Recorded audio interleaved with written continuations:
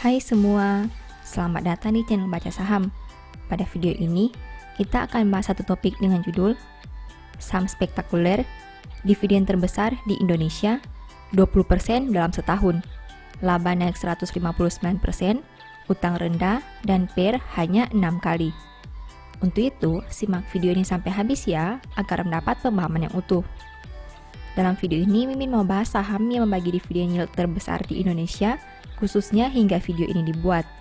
Dengan dividen per share sekitar Rp753,48 di tahun 2022, yield yang ditawarkan sekitar 20% dalam setahun.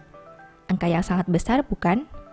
Tak hanya itu, ternyata saham ini punya kinerja yang sangat baik hingga awal tahun 2022. Perusahaan juga punya utang yang rendah dengan valuasi PER yang masih 6 kali. Nah, karena laporan terbarunya sudah terbit, Mimin mau bahas kinerja triwulan 1 2022 saham ini. Tentu saja akan ada kesimpulan di akhir video dari aspek yang dibahas. Untuk itu, nonton sampai selesai ya. Seperti biasa, papasan ini bersifat edukasi dan bukan rekomendasi.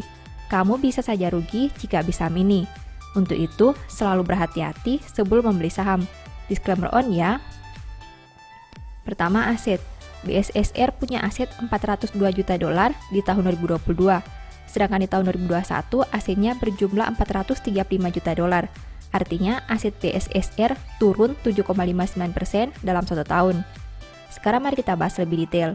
Dari total aset $402 juta, perusahaan punya kas dan setara kas $103 juta. Artinya, 25,62% aset BSSR berada dalam bentuk ini. Jika dibanding tahun sebelumnya, pos ini turun 37,58%. Selain kas dan setara kas, ada juga piutang pihak ketiga. Dari total aset $402 juta, perusahaan punya piutang pihak ketiga $81 juta. Artinya, komponen ini punya porsi kedua terbesar di dalam aset BSSR. Jika dibanding tahun sebelumnya, pos ini naik 80%. Kedua, liabilitas. BSSR punya liabilitas $125 juta sampai triwulan 1 2022. Sedangkan di tahun 2021, liabilitasnya berjumlah $182 juta. Artinya, hutang BSSR turun 31,32% dalam satu tahun. Nah, dari total liabilitas $125 juta, perusahaan punya beban masih harus dibayar $44 juta. Artinya, 35,20% hutang BSSR berada dalam bentuk ini. Jika dibanding tahun sebelumnya, pos ini naik 12,82%. Selain beban masih harus dibayar, ada juga utang pajak. Dari total liabilitas $125 juta, perusahaan punya utang pajak $33 juta. Artinya, komponen ini punya porsi kedua terbesar di dalam liabilitas BSSR. Jika dibanding tahun sebelumnya, pos ini turun 8,33%. Ketiga, ekuitas. BSSR punya ekuitas $277 juta sampai triwulan 1 2022. Jika dibanding tahun sebelumnya dengan angka $252 juta, berarti ekuitas BSSR naik 9,92%. Dari total ekuitas $277 juta, perusahaan punya saldo laba belum digunakan sebanyak $201 juta. Artinya 72,56% ekuitas BSSR berada dalam bentuk ini. Jika dibanding tahun sebelumnya, pos ini naik 14,20%. Keempat, pendapatan. BSSR punya pendapatan $117 juta sampai triwulan 1 2022. Sedangkan di tahun 2021 pendapatannya berjumlah $82 juta. Berarti pendapatan BSSR naik 42,68% dalam satu tahun terakhir. Kelima, biaya pokok. BSSR punya biaya pokok penjualan sebanyak $71 juta. Sedangkan di tahun 2021 biayanya berjumlah $58 juta. Berarti biaya pokok BSSR naik 22,41% dalam satu tahun terakhir. Keenam, laba. BSSR mampu menghasilkan laba sebanyak $24,74 juta.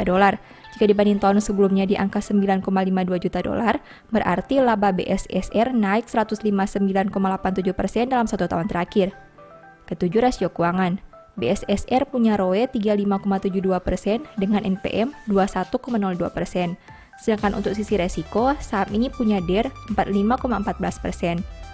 Rasio keuangan perusahaan bisa dikatakan memuaskan baik dari ROE, NPM, dan DER. Perusahaan ini punya profitabilitas yang di atas rata-rata.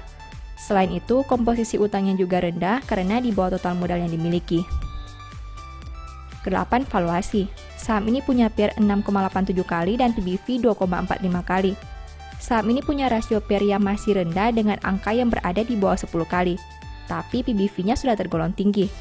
Hal ini terlihat tidak sinkron karena dua aspek valuasi menunjukkan hasil yang berbeda. Setelah melihat pembahasan tadi, ini kesimpulannya. 1. Total aset berkurang karena saldo kas yang menurun.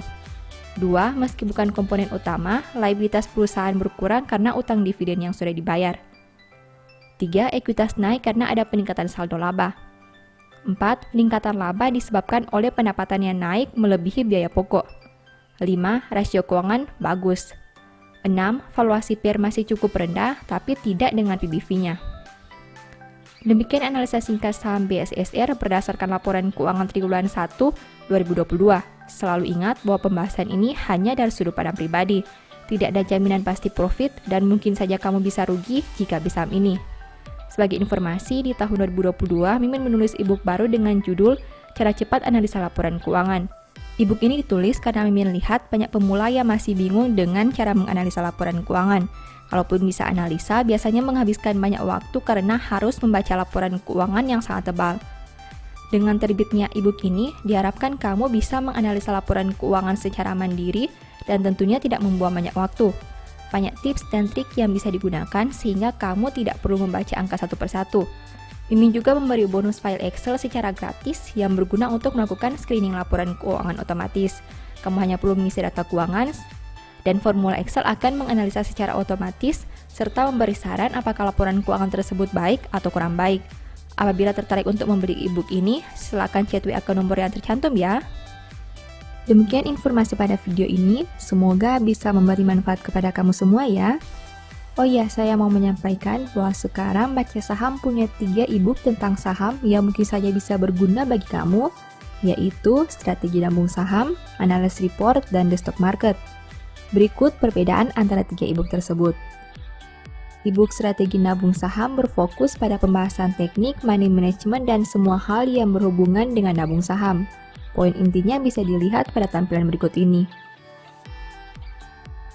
E-book Analysis Report berfokus pada hasil analisa fundamental 12 saham pilihan berdasarkan laporan keuangan terbaru. Poin intinya bisa dilihat pada tampilan berikut ini. E-book The Stock Market berfokus pada panduan bagaimana menganalisa fundamental suatu perusahaan dan money management yang baik. Poin intinya bisa dilihat pada tampilan berikut ini. Apabila kamu tertarik membeli salah satu dari 3 e-book tadi, silakan chat WA ke nomor yang tertera di layar ya. Ingat, hati-hati terhadap semua jenis penipuan yang mengatasnamakan baca saham. Baca Saham tidak pernah mengelola dana ataupun melakukan penjualan produk di luar Instagram, YouTube, dan Telegram resmi Baca Saham.